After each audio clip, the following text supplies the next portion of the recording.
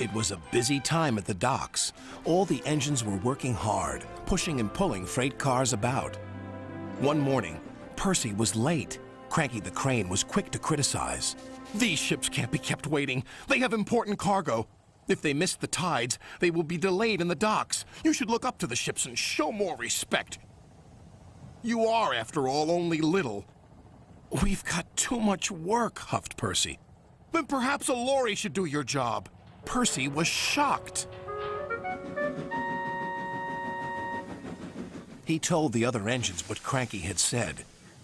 "Stuff and nonsense," snorted James. "We engines run this island," said Henry. "What if a lorry does arrive?" I'm afraid it did, along with 2 more. Cranky was delighted. "Hey, you down there, your job's done now. These lorries are taking over. One of them wants to talk to you." The lorry was very rude.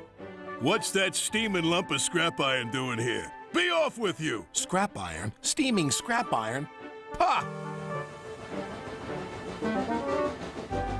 A little later, Percy met Thomas and James. Another lorry was being rude to them.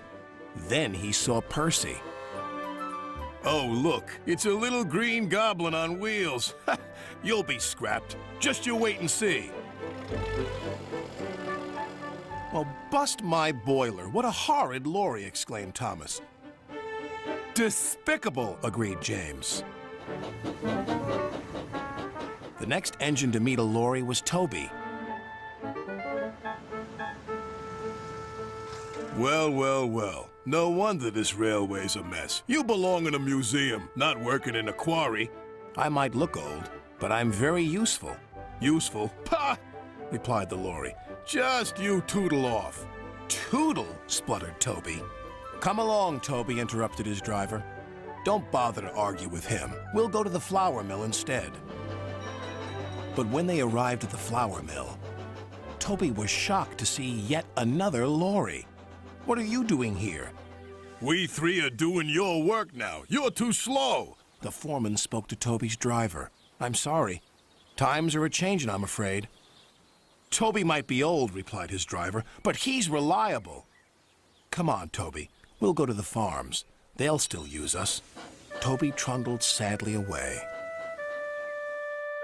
His railway ran through a narrow gorge, but vehicles had to tackle a steep and dangerous road. When Toby arrived, he saw the lorry from the quarry again. It was loaded with rock. "That lorry's in trouble," thought Toby. And he was.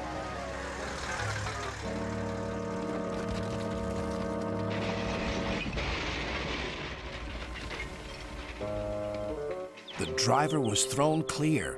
"Rotten roads," he muttered. The wrecked lorry was taken to the docks. Percy looked at the lorry. "What's this lump of steaming scrap iron?" he teased. "I'll be back," replied the lorry, "so you can wipe that silly smile off your smoke box." "Ha!" said Percy, and wheeshed him loudly. Then Butch, the breakdown vehicle, arrived. He was towing the lorry from the flour mill. "What happened?" asked Toby's driver.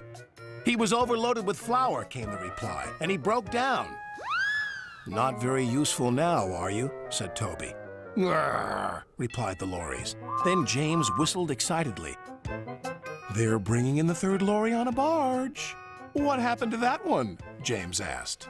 "Stupid lorry was reversing and fell straight into the sea," said the tow truck man. Later, Thomas arrived. He looked at the 3 lorries and laughed. "Well, well, well, the Brothers Grimm, smashed, broken, and sunk." The lorries didn't return, and the engines now work even harder to make sure they never will.